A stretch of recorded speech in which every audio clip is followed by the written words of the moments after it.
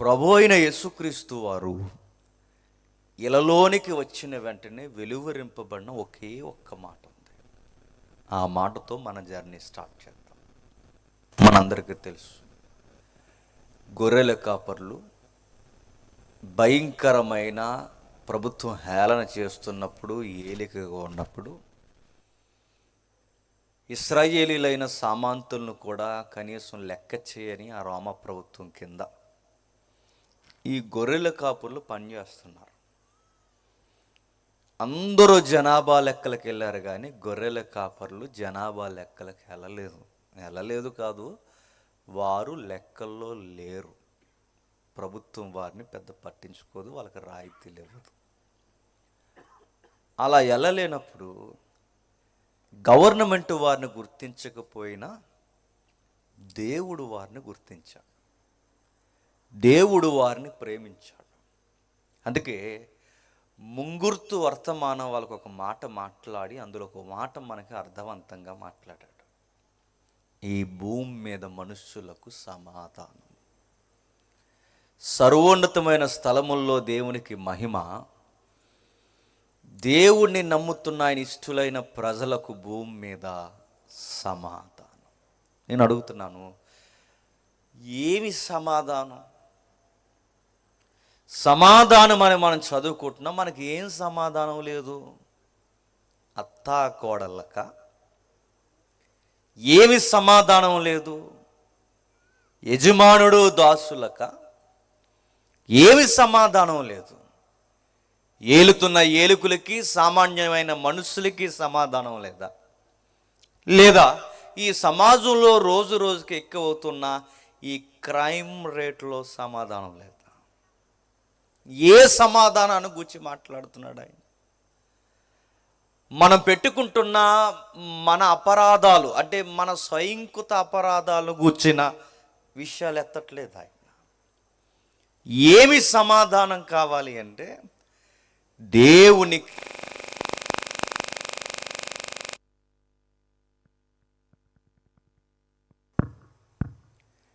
దేవునికి మనుషులకి సమాధానం లేదు.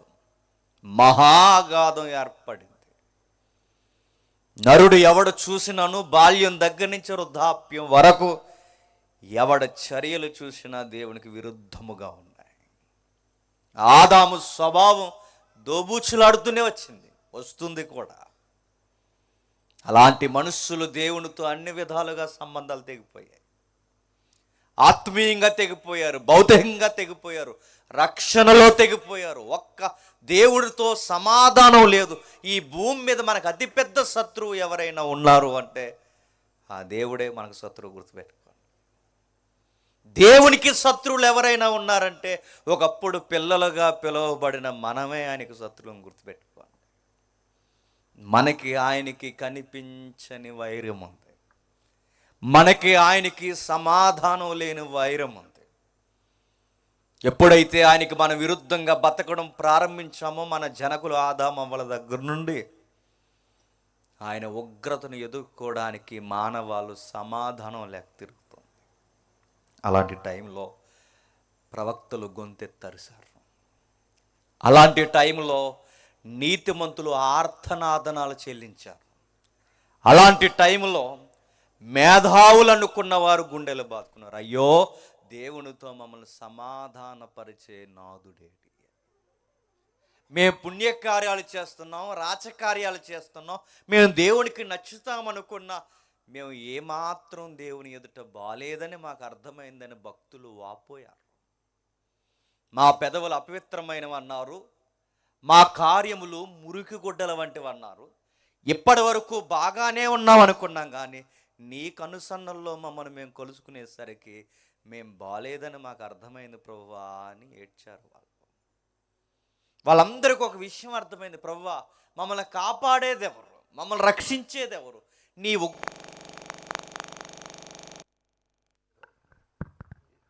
మైక్ మార్చిన,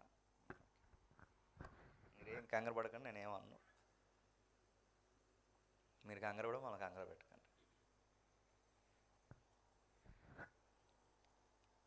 ఎప్పుడైతే ఈ బాధను వ్యక్తీకరించారో ఆ బాధను ప్రార్థనలో వెలువరించారు. ఆ బాధను వక్తలు వారి వర్తమానాల్లో వెలువరించారు. ఇక గాయకులు అంటారా, సంగీతకారులు అంటారా, కవులు అంటారా, వారి పద్యాల్లో ఈ నిగూఢమైన బాధను లిటరేచర్ క్యాండిల్ వెలిగిస్తారు. ఏంటి దీనికి ఆత్మీయమైన సంకేతం ఏంటంటే బేస్ రిఫరెన్స్ ఏమి ఉండదు, కానీ ఆత్మీయమైన వ్యాఖ్యానం ఉంది. వ్యాఖ్యానం అంటే వక్తలు చెప్పిన వ్యాఖ్యానం అంటే ఒకరిని ఒకరు మనం ఇలా ఆత్మీయంగా వెలిగించుకోవాలి అని ఒక సంకేతం. అది బ్యూటిఫుల్ ఇమేజ్. అయితే సేవకుడు వెలిగించకండి అని కొంతమంది వెనకాల నుండి వెలిగించేశారు. సేవకుడికి డౌట్ వచ్చేసింది, ఒరే మేము వెలిగించకుండా మీరు వెలిగించేశారంటే మీకు అగ్గిపెట్టి ఎక్కడి నుంచి వచ్చిందిరా అని అడిగాడు. మీకు ఏమర్థమైంది? అగ్గిపెట్టు కూడా ఇట్టు తిరుగుతున్నారంటే ఇంకా భక్తులు. అది కాబట్టి బైబిల్ క్యారీ చేయండి. అగ్గిపెట్లు, మొబైళ్ళు కాదు. క్రిస్టియన్ సభకి బైబిల్స్ ఉండాలి, బైబిల్ చూడాలి. ఒకవేళ ఎవరి దగ్గర బైబిల్ లేకపోతే సిగ్గు లేకుండా, ఏ మొమ్మాటం లేకుండా పక్కోళ్ళు బైబిల్ చూడండి. చూపించాను కొంచెం, వాళ్ళకి చూసి కాపీలు ఇంకా అలవాట్లు పోలేదు, కొంచెం చూపించి. ఎందుకంటే నేను కథలు చెప్పలేను, ఉన్న వాక్యాన్ని వివరించగలను. నేను వివరిస్తున్నప్పుడు మీరు వాక్యాన్ని చూడకపోతే మీకు ఏమర్థం? కనుక వాక్యం చూడాలి. చూద్దాం. ఇక కీర్తన గ్రంథం 49వ కీర్తన. కీర్తన గ్రంథం 49వ కీర్తన మొదటి వచనం చూడండి. సర్వజనులారా ఆలకించుడి, సామాన్యులేమి, సామంతులేమి, ధనుకులేమి, దరిద్రులేమి, లోక నివాసులారా మీరందరూ ఏకముగా కూడి చెవియొగ్గిడి. నా నోరు విజ్ఞాన విషయములను పలుకును. ఆగుదాం. వాక్యములో ఏదన్నా రెఫరెన్స్ మనం కదిపితే దాని చుట్టూ ఒక నేపథ్యం ఉంటుంది. నేపథ్యం అంటే దాని చుట్టూ ఒక పరిస్థితులు ఉంటాయి. ఆ పరిస్థితులను మనం అర్థం చేసుకున్నప్పుడే వాక్యము మనతో ముఖాముఖిగా దేవుడు మాట్లాడతాడు. దాని పరిస్థితులు తెలుసుకోకుండా వాక్యాన్ని మనం చదివామనుకోండి, గుడ్డెద్దట ఎందులో పడిందట అలా అయిపోతుంది వ్యవహారం. సందర్భం ఉంటుంది వాక్యానికి. మనం ఏ వాక్యం చదివినా సందర్భం ఉంటుంది. ఇప్పుడు మనం మాట్లాడుకునే వర్తమానానికి కూడా ఒక సందర్భం ఉంది. సందర్భం క్రిస్మస్ అనే సందర్భం నడుస్తుంది. ఇప్పుడు ఈ సందర్భానికి తగిన సందర్భం ఒకటి ఉంది. ఆ చుట్టూ ఏం జరుగుతుందో సందర్భాలు తెలియాలి. సందర్భాలు తీసేసి శిలక జ్యోతిష్యం తీసినట్టు, కార్డులు తీసినట్టు వాక్యాన్ని తీసామనుకోండి, మొత్తం ఎటకారం అయిపోతుంది. దేవుని దృష్టికి ఎలా ఉంటుందో తెలుసా? పరలోకపు దృష్టికి, సమాజం దృష్టికి ఎటకారంగా, కామెడీగా నిలిగిపోతుంది. ఒక ఉదాహరణ చెప్పనా? ఇలాగే సందర్భం లేకుండా ఒకడు వాక్యాన్ని అడ్డంగా ఉపయోగించడం స్టార్ట్ చేస్తాడు. ఎందుకంటే ఈ మధ్యకాలంలో ప్రతిదానికి వాక్యాన్ని ఉపయోగించేస్తున్నారు. ఎవడో గుండె గీయించుకున్నాడట. ఆ గుండె గీయించుకున్న తర్వాత ఈ గుండెని ఎటకారాలు ఆడతారు కదండి స్నేహితులు. రే గుండేంట్రా అన్నారట. గుండంటే గుండేరా అన్నారట. అంటే గుండెంత గీయించుకున్నావురా, పెద్ద భక్తుడు నువ్వు, గుండు ఎవ్వరు, నువ్వు కూడా గుండ్లకి ఎంత వింటరా అన్నారు. ఏయ్ బైబిల్లో ఒక మాట ఉంది తెలుసా అన్నాడు. ఏంట్రా అన్నారు.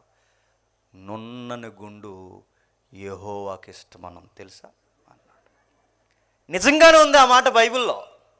సామెతలు 11వ అధ్యాయం, ఇంటికి వెళ్తారు చదవండి. సామెతలు 11వ అధ్యాయం మొదటి వచనంలో ఉంటుంది. ఏమని ఉంటుంది? నున్నని గుండు యెహోవాకి ఇష్టమని. ఈ గుండుకి ఆ గుండు రిఫరెన్స్ చూపించాడు. నా మాట మీకు అర్థమవుతుంది? అందరు నోటి మీద ఎవరే గుండు ఉందిరా నిజంగానే అనుకున్నారు. నేను ఒక మాట చెప్పిన, ఈ గుండెకి అర్థం కాని ఒక మాట చెప్పిన, ఈ గుండు ఆ గుండు కాదు, అసలు ఆ గుండుకి ఈ గుండుకి సంబంధం.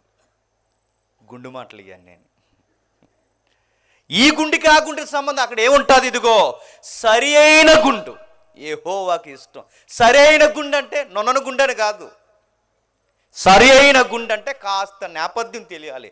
నేపథ్యం అంటే ఒకప్పుడు తూకాలు వేసేవారు చూసారా, కేజీ రాళ్ళు, అర కేజీ రాళ్ళు, వాటిని గుండ్లో ఉండేవి, రౌండ్ గుండ్స్, వాటిని తూకపు రాళ్ళు అంటారు. అక్కడ మీరు చూడండి, తూకానికేసే సరి అయిన గుండె అంటే తూకం రాయి అని అర్థం. అది ఈ గుండు నట్టుకెళ్ళి ఏ గుండు కట్టాడు చెప్పండి. అది సందర్భం లేకపోతే ఇలాంటి గుండు మాటలు అన్నీ వస్తాయి అన్నమాట. అందుకే మనం ఏ వాక్యాన్ని కదిపినా దానికి ఒక సందర్భం ఉంటుంది. ఇప్పుడు మనం ఈ కీర్తన కదిపాం, దీనికి ఒక సందర్భం ఉంది. క్రిస్మస్ ఆర్తనాదనాలు ఎప్పటి నుంచి స్టార్ట్ అయ్యాయో ఇది ఒక సందర్భం ఉంది. ఏముంది సందర్భం అంటే, ఎవరో రచయితలు ఉన్నారు, ఆ రచయితలు పరిశుద్ధాత్మ ప్రేరణతో సమాజాన్ని ముఖం మీద వేలెట్టి అడుగుతున్నారు. ఏమని అడుగుతున్నారు? వాళ్ళు అడుగుతున్నది చిన్న మాట కాదు, యూనివర్సల్గా మాట్లాడుతున్నారు, సార్వత్రికంగా మాట్లాడుతున్నారు, సర్వజనాలతో మాట్లాడుతున్నారు. ఏమని మాట్లాడుతున్నారు? సర్వజనులారా ఆలకించుడి, మీరు సామాన్యులైన సామంతులైన ధనుకులైన దరిద్రులైన లోకంలో ఉన్న మీరందరూ చెవి ఒక్కటి. ఒక మాట అడుగుతున్నాను, చెప్పండి. ఇదే మాట మీ 4 రోడ్ల జంక్షన్లోకి వెళ్ళి నువ్వు నిలబడి అందరు నా మాట వినండ్రా అంటే వింటారా? చెప్పండి. ఇదే మాట మీకు మీకు అడ్డా ఉంటుంది, రచ్చబండ అడ్డా ప్రతి ఊరికి ఉంటుంది. ఆ ఏరియాకి వెళ్ళి అక్కడ నిలబడి అందరు నా మాట వినండ్రా అంటే ఏమంటారు?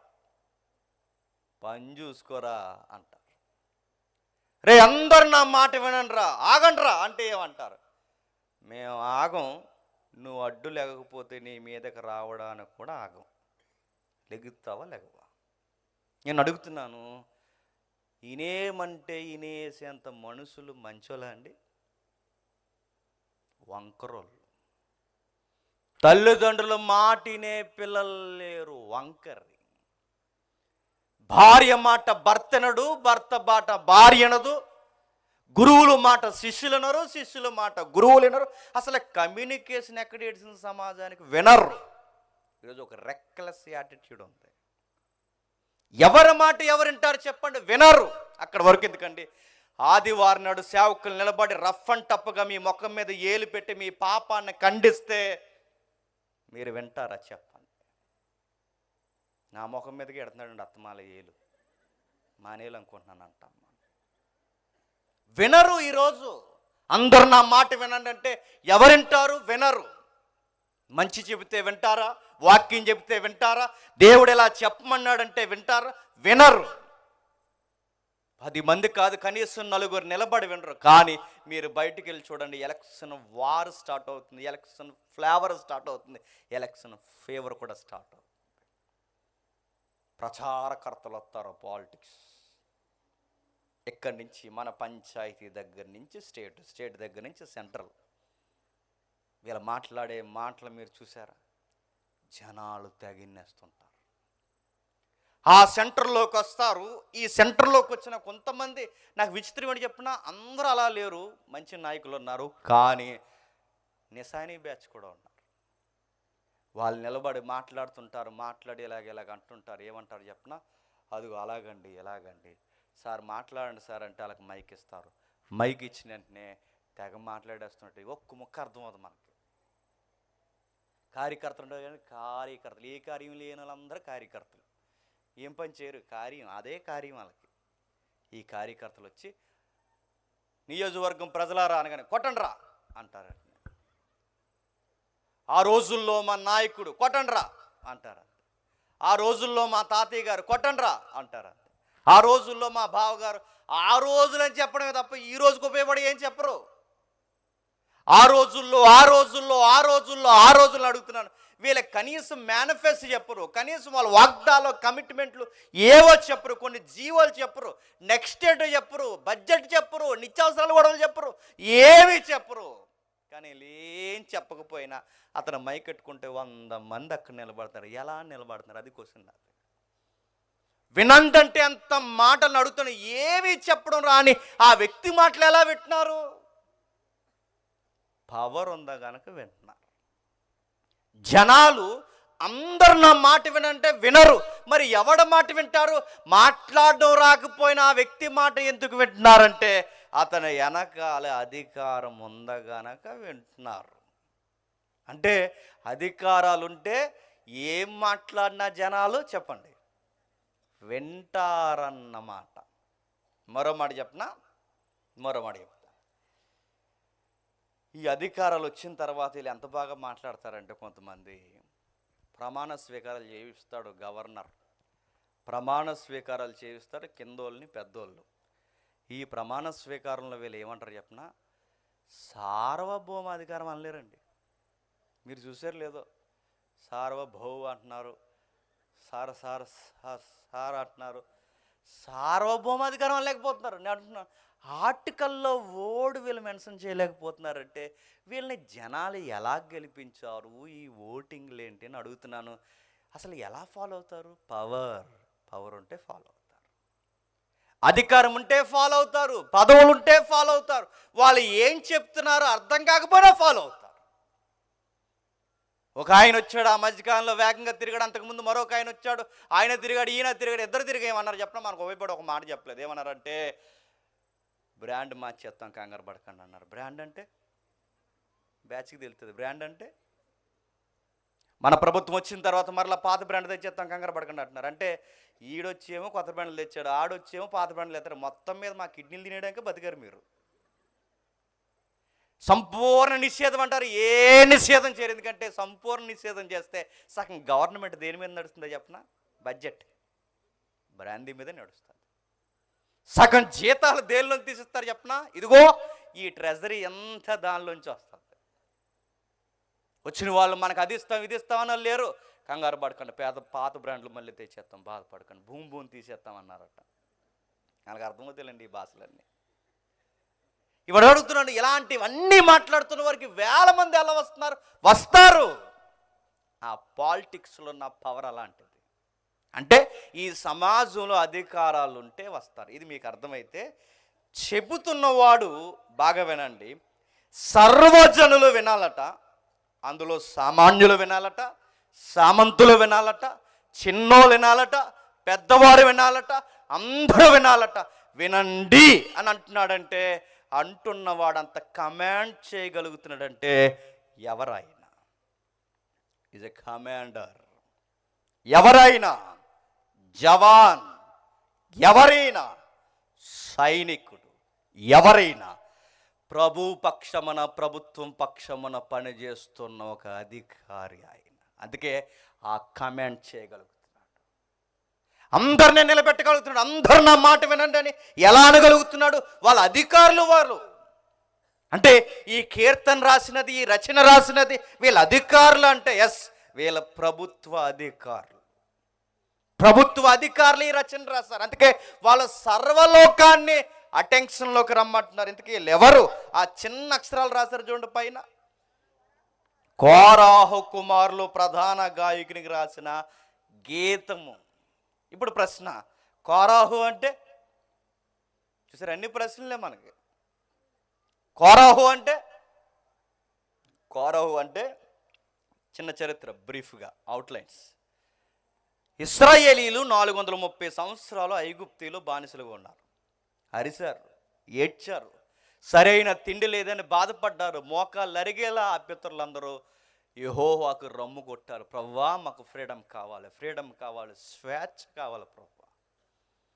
వాళ్ళ ప్రార్థనకి జవాబుగా ఫ్రీడమ్ ఫైటర్ వచ్చాడు, ఆయనే మోజెస్ వచ్చాడు. ఒక ఫైట్ లేదు, ఒక వార్ లేదు, మిరాకిల్స్ చేస్తూ నైటే వాళ్ళకి ఫ్రీడమ్ ఇచ్చేశాడు. పండగ చేసుకుని పాట పాడుకుంటే రాత్రికి రాత్రి స్వతంత్రం వచ్చేసింది. ఆ నాయకుడు అలా నడిపించుకుంటూ ఎర్ర సముద్రాన్ని పాయలు చేసి అరేబియా ఎడారిలో ఉన్న సీనాయి బంజరు భూమి వరకు వచ్చే సమయానికి, సీనాయి దీపకల్పానికి వచ్చే సమయానికి కొంతమంది తిరగబడిపోయారు. ఆ తిరగబడిపోయిన వారిలో 250 మంది ఉన్నారు. ఆ 250 మందికి ఒకడున్నాడు వంకరోడు, అతగాడి పేరు కోరాహు. చరిత్ర అర్థమవుతుందా? అంటే కోరాహు అంటే ఎవరు? ఇక్కడి నుంచి పూర్వ చరిత్రకు వెళ్ళిపోతే మోసే కాలంలో ఉన్న ఒక వ్యక్తి ఉన్నాడు, ఆయన పేరు కోరాహు. ఆ కోరాహు మోసే మీద తిరగబడ్డాడు. ఇంతకీ కోరాహు ఎవరంటే ఇంకా కొంచెం డీటెయిల్గా మనం ముందుకెళ్తే మోసే గారి బాబాయ్ గారి అబ్బాయి. ఎవరు? కోరాహు అంటే దగ్గరోడే. నీకు మాట చెప్పనా, మనల్ని బాగా వెనకాలండి ఎన్నిపోటు పొడి చేసేది ఎవరో చెప్పనా? గుడ్డు గుద్దెట్టుకోండి. ఇన్ని ఎదురింటోళ్ళు పొడరు, పక్కింటోళ్ళు పొడరు. చెప్పండి, మన ఇంటి అనుకున్న వాళ్ళే పొడిచేస్తారు. మళ్ళీ ఎవరో దెబ్బ కొడతారు చెప్పనా? ఎవరెవడో ముక్కు మొహం తెలియనోడు కొట్టడు, క్లోజ్ ఫ్రెండే. చెప్పండి, క్లోజ్ చేస్తాడు. మంచి స్నేహితులే చెడు కూడా ఆడతారు. అంటే మనము అనుకున్న వారే మనకు పెద్ద శత్రువులై కూర్చుంటారు. మోసేకి కూడా సంఘటనగా ఎవరు తయారయ్యారు తెలుసా? బాబాయ్ గారు అబ్బాయి, అంటే వరుసగా తమ్ముడు అవుతాడు. ఆ తమ్ముడే తిరగబడ్డాడు. ఏమని తిరగబడ్డారు? నువ్వు ఒక నాయకుడివి, నీకు 200, నువ్వు ఒక నాయకుడివి, నీ మాట మేము వినాలి, నువ్వు చెప్పిన కాడ మేము దూపాలు వేయాలి, నువ్వు సంఘం మీద నువ్వు చెప్పినట్టల్లా మేము చేయాలి. రామగాక రామ మోజెస్, మాకు కూడా టీం మెంబర్స్ ఉన్నారు, మాకు కూడా ఓటింగ్ ఉంది, మాకు కూడా బలిపీఠాలు ఉన్నాయి, మేము కూడా ప్రత్యేక స్థలాలు కట్టుకున్నాం, మేము రమ్మన్న కాడికి రాము, నీ దిక్కున్న కాడ చెప్పుకో, అసలు నీ మాట మేము వినమన్నారు. అందులో కోరాహు ఏమంటారు అనగాని 250 మంది ఈ శిష్యగణంగా ఉన్నారు. ఎవరికి? కోరాహుకి. గురువుగారు మీరు ఏదంటే అదే అన్నారు. వీళ్ళందరూ ఎవరో చెప్పినా సెల్ఫ్ బ్యాచ్ అనమాట. సెల్ఫ్ అంటే తెలుసు కదా, నాది నాది నాది అనే సెల్ఫ్ నుంచి పుట్టిందే సెల్ఫీ. సెల్ఫీలు వచ్చాగా ఇప్పుడు, సెల్ఫ్ నుంచి వచ్చిందే సెల్ఫీ. సెల్ఫీ అంటే ఏంటి చెప్పినా, ఒకప్పుడు ఫోటో తీస్తే ఇలా నిలబడండి, కొంచెం మెల్ల అలా పెట్టి కొంచెం నవ్వండి అని ఒకడు తీసేవాడు పద్ధతిగా మనకు ఫోటో. ఇప్పుడు అలా లేదు. ఇప్పుడు ఆడు బాగుంటే చాలు నొక్కేసుకుంటాడు అంతే. పక్కనోడు గోక్కుంటున్నాడు, పక్కనోడు ముక్కులు వేలేట్టుకున్నాడు, అనవసరం వాడికి. ఈడు ఎడతాడు, ఈ నవ్వేసుకుంటాడు, తీసేసుకుంటాడు అంతే. దాన్ని సెల్ఫీ అంటారు. ఈ సెల్ఫీ తయారయ్యారు మోసే కాలంలో. ఎవరు? వీళ్ళు అదో రకంగా ఉంటారండి. వాళ్ళకి వేయాల్సిన పీటలు ఈగిపోయినా అదో రకంగా ఊగిపోతారు. అలా ఊగిపోయాడు కోరాహు. రామ్ నీ మాటను అన్నాడు. మోజెస్ నువ్వు పక్కిలరా బాబు, 250 మంది ఇలా పక్కకు రండి, మీకు సెల్ఫీ ఇస్తానన్నాడు దేవుడు. ఒకే ఒక్క లాస్ట్ సెల్ఫీ దేవుడు పైనుంచి తీయలేదు. చెప్పండి, కింద నుంచి తీశాడు. కింద నుంచి ఏం తీశాడు? భూమి ఇడిపోయింది, 250 మందిని మింగేసింది, చచ్చిపోయారు. అక్కడ చనిపోయిన తర్వాత అప్పుడు బాగా వినండి, వీళ్ళు ఎప్పుడు చనిపోయి ఎర్ర సముద్రం దాటేసాక చనిపోయారు. వీళ్ళు ఎప్పుడు తిరగబడ్డారు? ఎర్ర సముద్రం దాటాక తిరగబడ్డారు. మరి ఎర్ర సముద్రం ముందు ఎందుకు తిరగబడలేదు? ఎర్ర సముద్రం ముందు తిరగబడితే ఎర్ర సముద్రంలో కొట్టిపోతారు. నాయకత్వం ఎప్పుడు అవసరం ఉండదో చెప్పనా? అప్పటి వరకు బాగుంటారు, అన్నీ సమకూరాకే నువ్వు మాకు వద్దు అంటారు. పచ్చడి మెతుకులు తిన్నప్పుడు బాగానే ఉంటాం, కూరలు వండుకున్నప్పుడు గొడవలు వచ్చేస్తాయి. పాకలు ఉన్నప్పుడు బాగానే ఉంటాం, పెద్ద పెద్ద బిల్డింగ్లు పెట్టుకుని ఏసీలు పెట్టుకున్నప్పుడు గొడవలు వచ్చేస్తాయి. ఏసీలో ఇటు వచ్చేస్తుంటుంది మనకి గొడవలు. సామాన్యంగా ఉన్నప్పుడు బాగానే ఉంటాం, ఎదిగినప్పుడే గొడవలు వస్తాయి. వీళ్ళు కూడా ఎప్పుడంటారు చెప్పినా, ఐగుప్తీలు ఉన్నప్పుడు నాయకత్వం గొడవ లేదు, ఎర్ర సముద్రం ముందు ఉన్నప్పుడు నాయకత్వం గొడవ లేదు, ఫరో తౌరుకు వస్తున్నప్పుడు నాయకత్వం గొడవ లేదు. అన్నీ దాటేసి ఇక కొన్ని దినాలలో ఇక కానాను భూభాగానికి వెళతామనుకునే సమయానికి నాయకత్వాలు గుర్తొచ్చేసి, ఎర్ర సముద్రం ముందు ఎందుకు అనలేదు అంటే ఎవడు రాడు. ఓ మాట నేను చెప్పనా, మీకు తెలంగాణలో ఎవరైనా చుట్టాలు ఉంటే అడగండి, అక్కడ ఒక సామెత ఉంటుంది. సామెత చెప్పనా, ఏటి మల్లన్న బోడు మల్లన్న సామెత ఉంటుంది. ఏటి మల్లన్న బోడు మల్లన్న సామెత అంటే, ఏటి మల్లన్న బోడు మల్లన్న సామెత చెప్పిన, ఈ నది మీద దాడి ఒకప్పుడు కమ్యూనికేషన్ ఆ ఊరికి ఈ ఊరికి జరగాలంటే మధ్యలో తెప్పలు వేసుకుని దాటించేవారు కదండి. తెప్పలో చిన్న చిన్న బోట్లు వేసి దాటించేవారు. ఈ దాటిస్తున్నప్పుడు జనాలు ఇటు నుంచి ఇటు దాటిస్తే ఈ నదిలో అట ఈ జనాలు ఈ తెప్పెక్కి ఈ ఏటి మల్లన్న అంటే ఆ నడిపింతడు చూసారా, ఆయన్ని పొగిడేసేవారట. మల్లన్న సూపరు, మల్లన్న సూపరు, మల్లన్న వీరుడు, మల్లన్న సూర్యుడు, మల్లన్న అది, మల్లన్న ఇది, మల్లన్న తోపు, మల్లన్న తురుము, ఇక రకరకాలు అనేసారు. ఎందుకంటే ఇప్పుడు దాటించాలి కదా, మరి దాటేసాక దిగేశారు. ఇంకా ఆ పద్యం అలవాటు అయిపోయిన మల్లన్న కుర్రోలు అన్నారు, మల్లన్న సూపరు, మల్లన్న వీరుడు, మల్లన్న మా బోడు మల్లన్న అన్నారు. అదేంటి నాన్న ఇందాక మల్లన్న అది ఇందాకరా దిగేసాం, ఇంకా అవసరం లేదన్నారట. మరి ఇదే బోడి మల్లన్న ఏటి మధ్యలో ఉన్నప్పుడు అంటే చెప్పండి, ఒడ్డు దిగేసిన తర్వాత మల్లన్న బోడి మల్లన్న అన్నారు. ఇప్పుడు ఒడ్డు దిక్క ముందు నదిలో అంటే ఒక్కడు ఒడ్డుకు రాడు. మల్లన్న బోడి మల్లన్న అంటే చుక్కలు కనబడిన ఒక్కొక్కడికి. ఇలాగే జనాలు కూడా ఎర్ర సముద్రానికి ముందేం మాట్లాడలేదు. ఎర్ర సముద్రం ముందు మాట్లాడితే ఫరోతో పాటు ఈ 200 మంది అప్పుడే కొట్టుకుపోతారు. సరే, జరిగింది. మన దేవుడు ఎంత మంచోడంటే, ఈ ఫరో తర్వాత ఎర్ర సముద్రం పాయలు తర్వాత వీళ్ళు తిరగబడడం, జనాల్లో ఈ పాయలు రావడం, ఆ తర్వాత కోరహు చనిపోయిన తర్వాత కోరాహు ఒక్క సంతతి మిగిలిపోయారు. కోరాహుకు పిల్లలు ఉన్నారు, చిన్న చిన్న పిల్లలు.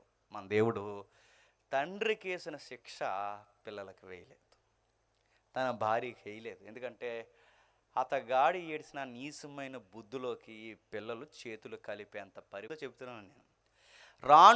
రాను ఈ పిల్లలు ఏమయ్యారంటే పెద్ద జనాంగం అయిపోయారు.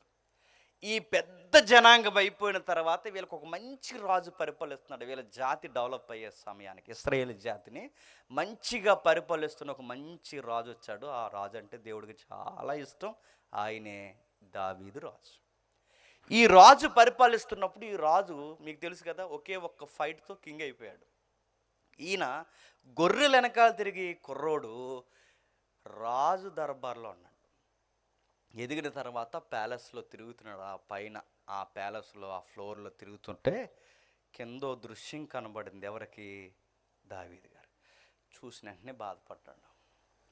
ఎంత బాధపడిపోయాడంటే, ప్రభువా, ఎక్కడో గొర్రెలు కాసుకుంటున్న నన్ను ఈరోజు ప్రజలను కాసే కాపరిని చేస్తాం. సామాన్యుడైన నన్ను సామంతుని చేస్తాం. చేతికర్ర పట్టుకుని తిరిగే నా చేతుల్లో రాజదండం పెట్టో, ఎన్నిక లేని నన్ను ఏలికని చేసావు. ప్రభువా, అరణ్యంలో తిరిగే నన్ను అంతఃపురంలో పెట్టావు. నేనేమో ఈ బంగారు భవంతుల్లో తిరుగుతున్నాను. కిందకు చూస్తే నీ సన్నిధి గుడారం ఎక్కడో నీ మందసం గుడారంలో ఉండిపోయింది. నేను ఎక్కడున్నాను, నీ సన్నిధి అక్కడ ఉండిపోయింది. నాకు నచ్చలేదు ప్రభు. నువ్వు నాకన్నా హై క్లాస్గా ఉండాలి, నువ్వు నాకన్నా బాగుండాలి. నేను ఎక్కడ ఉండడం ఏంటి, నీ సన్నిధి అక్కడో ఆ టెంట కింద గుడారాల్లో ఉండడం ఏంటి? నీ సన్నిధి, నీ మందిరం నాకన్నా ఎత్తులో ఉండాలి. ప్రభువా, నువ్వు ఏమన్నంటే నాది ఒక కోరిక ప్రభువా, నీకు ఒక మందిరం కడతాను అన్నాడు. నీకు ఒక మందిరం కడతాను ప్రభు అంటే, ఈ అబ్బాయి దావీదు గారు దేవునికి ఉద్దేశానుసారుడైన మనుష్యుడు. అంటే దేవుని మైండ్ ఆ సీన్లు ఎలా ఉంటుందో దావీదు మైండ్ కూడా అలాగే ఉంటుంది. అంటే ఎగ్జాక్ట్ మనసు కలిసిపోద్ది అన్నమాట. అందుకు దేవుని ఉద్దేశానుసారమైన మనుషుడు. ఇప్పుడు దావీదు అడిగాడు, ప్రభువా, నీకు ఒక మంచి మందిరం కడతానంటే అప్పుడు దేవుడు అన్నాడు, ఐడియా బాగుంది కానీ నువ్వు కట్టొద్దు అన్నాడు. ఏ ప్రభువా అన్నాడు.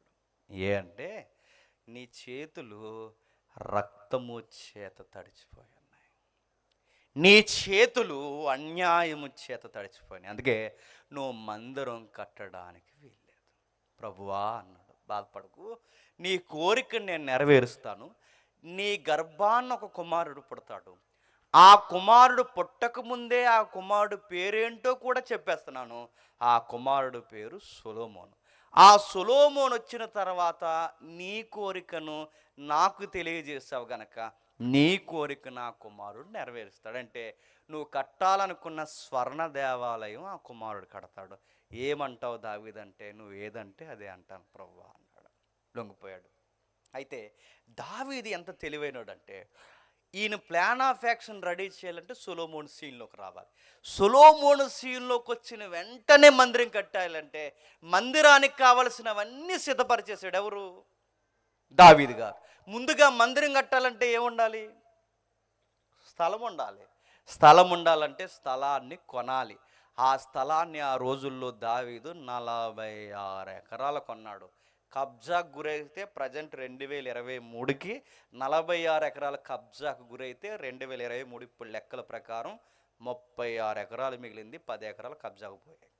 ఇప్పుడు ఈ 36 ఎకరాల కొరకే టీవీ 9లో, ఎన్టీవీలో, టీవీ 5లో, సిసి BBC, CNN, world news, national న్యూస్లో చూస్తున్నాంగా ఓ గొడవ జరుగుతుంది. ఏం గొడవ? పాలస్తీనా ఇజ్రాయేల్ గొడవ. ఈ పాలస్తీనా ఇజ్రాయేల్ గొడవ ఏ ల్యాండ్ కోసం జరుగుతుందో తెలుసా? ఆ దావీదు కొన్న 46 ఎకరాల కోసం. ఏముంది ఆ 46 కాదు, అదో పెద్ద చరిత్ర. అయితే ఈ 46 ఎకరాల్లో వాళ్ళకి సెంటిమెంట్ ల్యాండ్ అది. అందులో సెంటిమెంట్ ప్లేస్గా ఉన్న ఏముంది అందులో అంటే, అక్కడే ఒక రాక్ ఉంటుంది. ఏమి రాక్ ఉందంటే, అబ్రహాము ఇస్సాకుని బలేస్తాడుగా, అబ్రహాముని ఇస్సాకు బలిపీఠం కట్టి ఒక రాయి మీద బలిపీఠం కడతాడుగా, ఆ రాక్ మౌంట్ అంటే ఆ రాయి ఎక్కడుందంటే అదిగో ఆ 46 ఎకరాల్లోనే ఉంది. ఆ రాయి వెనకాల ఇంకా ఏముందంటే యాకోబు ప్రార్థన కూడా అక్కడ ఉంది. ఇంకా ఏముంది? దావీదు ప్రార్థన కూడా అక్కడ ఉంది. ఇంకా ఏముంది? ఆ స్థలంలోనే సొలొమోను మందిరం. అందుకే అది సెంటిమెంట్ ల్యాండ్. అది దానికోసం కొట్టుకుంటున్నారు. మాదంటే మాదని, పాలస్తీనా మాదంటే ఇజ్రాయేల్ మాదంటే. సరే, వాళ్ళ గొడవ పక్కన పెట్టండి. ఇప్పుడు ఈ 46 ఎకరాల కొరకు అది ఎప్పుడైతే ఈయన కొన్నాడో, ఇప్పుడు మందిరం కట్టాలంటే ఏం కావాలి? మెటీరియల్ కావాలి. ఏ మెటీరియల్? బంగారం. బంగారంతో కావాలి. బంగారానికి కావాల్సిన రూట్స్ అన్నీ సొలొమోనుకు కావాల్సిన వర్తకం అంతా రెడీ చేసి ఉంచాడు. ప్లాన్ ఆఫ్ యాక్షన్ రెడీ అయింది. ఇప్పుడు బంగారం రెడీ అయింది. వచ్చిన వెంటనే మందిరం కడతాడు. మందిరం కట్టిన వెంటనే మందిరంలో ఎవరు ఉండాలండి? మందిరం ఉంటే సరిపోద్దా? పూజారులు ఉండాలి. ఇజ్రాయేల్ భాషలో ఏమంటారంటే యాజకులు అంటారు. బయటోళ్ళు భాషలో ఏమంటారంటే పూజారులు అంటారు. మన భాషలో ఏమంటారంటే కాపర్లు అంటారు. మన క్రిస్టియన్ కల్చర్లో ఏమంటారంటే పాస్టర్లు అంటారు. అంటే దేవునికి మనుషులకి మధ్యవర్తిత్వం చేసే ఒక యాజకులు, పూజారులు, కాపర్లు కావాలి. వెంటనే దావీదు ప్రతులు తిరగేయించాడు. ధర్మశాస్త్రం ప్రకారం మనుషులకి దేవునికి మధ్యవర్తిత్వం ఎవరు చేయాలి? ఇదిగో పలానా లేవి గోత్రికులు పెట్టండి అని ఆ రోజుల్లో ఆ గోత్రికులను నియమించి, మీ జీతభత్యాలు, మీ నివాసాలు ధర్మశాస్త్రం ప్రకారం ఇవి, నా కొడుకు వచ్చే సమయానికి ఇది మీ ఉద్యోగ మేళ అని ఉద్యోగాలు ఇచ్చేసాడు వాళ్ళకి. నెక్స్ట్ ఆ ఉద్యోగాలు ఇచ్చిన తర్వాత సేవకులు ఉన్నారు. సేవకులు ఉంటే సరిపోద్దా? నా మెసేజ్కి ముందు ఏం చేశారు? క్యాండిల్ వెలిగించారు అనకండి, వర్షిప్ చేశారు. అంటే సేవకులు ఉంటే సరిపోదు. ఏముండాలి చెప్పండి? ఆరాధన ఉండాలి, వర్షిప్ లీడర్స్ ఉండాలి, ప్రధాన గాయకులు ఉండాలి, మెయిన్ సింగర్స్ ఉండాలి, క్వైర్ టీం ఉండాలి. అలాంటి టీం మెంబర్స్ని కూడా రెడీ చేశాడు. సొలొమోను వచ్చే సమయానికి దావీదు ఏమన్నాడంటే, ఇదిగో గాయకులందరూ ఒక పక్కకు రండి, ప్రధాన గాయకులందరూ ఒక పక్క రండి, ఇవి మీ జీతాలు, మీ ఆరాధన క్రమం, ఇది మీ షిఫ్ట్ డ్యూటీ, ఇది మీ ఉద్యోగము, ఇదిగో మీరు ఇలా ఉండండి. సొలొమోను కట్టే సమయానికి అదొక టీం రెడీ చేశాడు. ఇప్పుడు సేవకులు ఉన్నారు, నెక్స్ట్ గాయకులు ఉన్నారు, నెక్స్ట్ ఎంత ఎకరాల స్థలమైన మందిరాన్ని క్లీన్ చేయాలంటే ఎవరు ఉండాలి? పరిచారకులు ఉండాలి. ఎవరైతే ఈ క్లీనింగ్ సెక్షన్ డిపార్ట్మెంట్ ఉందో వాళ్ళందరిని కూడా రెడీ చేసి వాళ్ళకు కూడా ఉద్యోగాలు ఇచ్చాడు. అంటే ఈ రాజు వచ్చిన తర్వాత అనేక మందికి ఉద్యోగాలు వచ్చాయన్నమాట. ఎవరికి? ఇశ్రాయేలుకి. ఇప్పుడు ఎవరెవరు ఉన్నారు? యాజకులు ఉన్నారు, నెక్స్ట్ గాయకులు ఉన్నారు, నెక్స్ట్ చెప్పండి పరిచారకులు ఉన్నారు, క్లీనింగ్ సెక్షన్ అందరూ ఉన్నారు. ఇప్పుడు అన్నిటికన్నా విచిత్రమైన ఒక ఉద్యోగం ఉంది. ఆ ఉద్యోగం ఏంటంటే ఈ దేవాలయాన్ని కాపలా కాయాలి. కాపలా కాయాలంటే బలగాలు ఉండాలి. బలగాలంటే జవాన్స్ ఉండాలి. జవాన్లు అంటే కమాండర్స్, కవాతులు చేసే కమాండర్స్ ఉండాలి. వాళ్ళకు ఒక పవర్ ఉండాలి.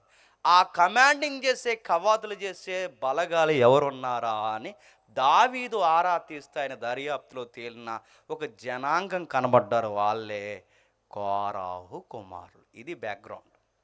అంటే కోరాహు కుమారులు దేవాలయాన్ని కాపలా కాసే అధికారులు అన్నమాట, ప్రభుత్వ అధికారులు. నేను అడుగుతున్నాను, దేవాలయానికి కాపలా ఎందుకు? గవర్నమెంట్ ఆఫీస్ కాపలా అంటే బాగుంటుంది. మందిరాలకు కాపలా దేనికి? మందిరాలకు కూడా కాపలా ఉండాలనుకున్నాడు దావీదు. ఎందుకంటే భక్తులు భక్తుల్లా ఉండరని దావీదుకి తెలుసు. ఎందుకంటే ఏ మెటీరియల్తో కడుతున్నారంటే దీన్ని? బంగారంతో.